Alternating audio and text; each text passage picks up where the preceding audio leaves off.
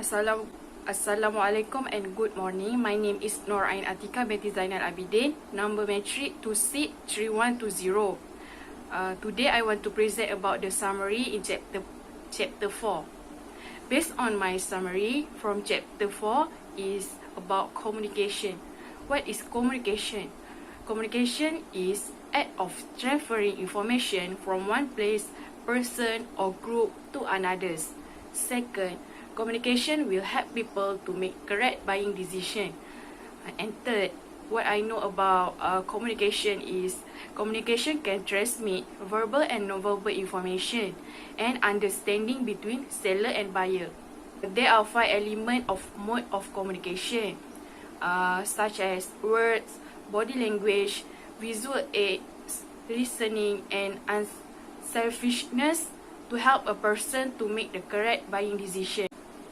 Two-way communication is very important because it gives the salesperson the ability to present a product benefit and at the same time receive the buyer feedback. As a salesperson, we should avoid one-way communication because one-way communication have no interaction between buyer and seller.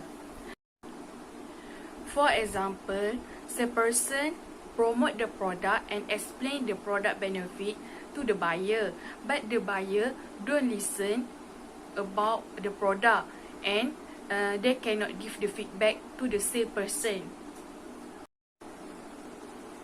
That is about adaptive selling. What is adaptive selling?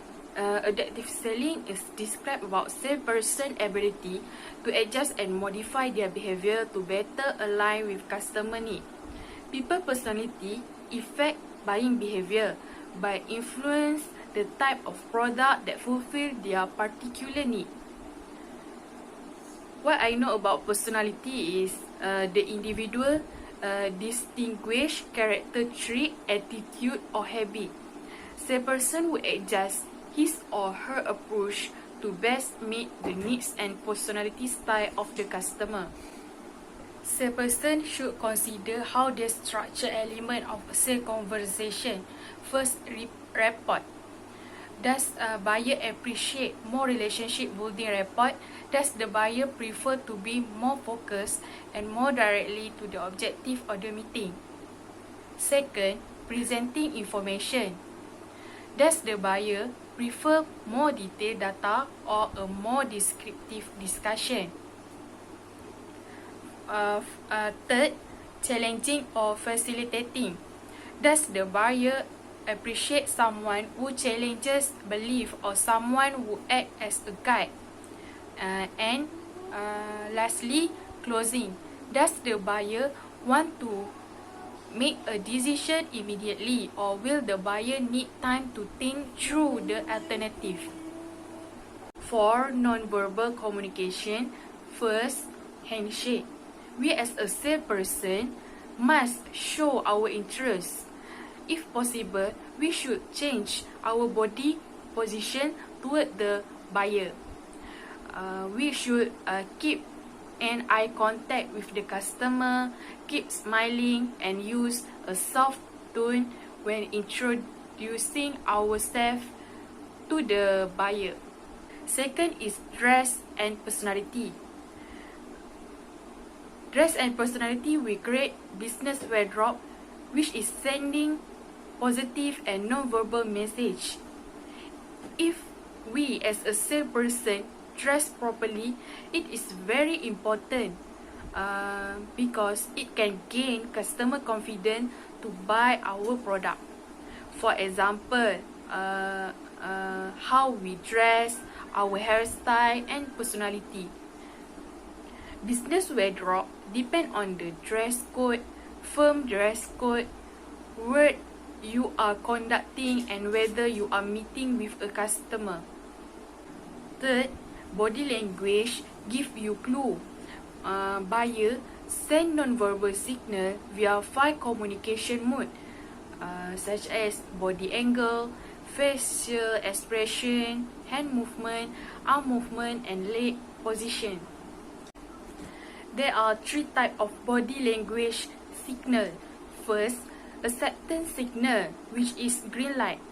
It is indicate that buyer willing to listen and or buyer may like what is being said.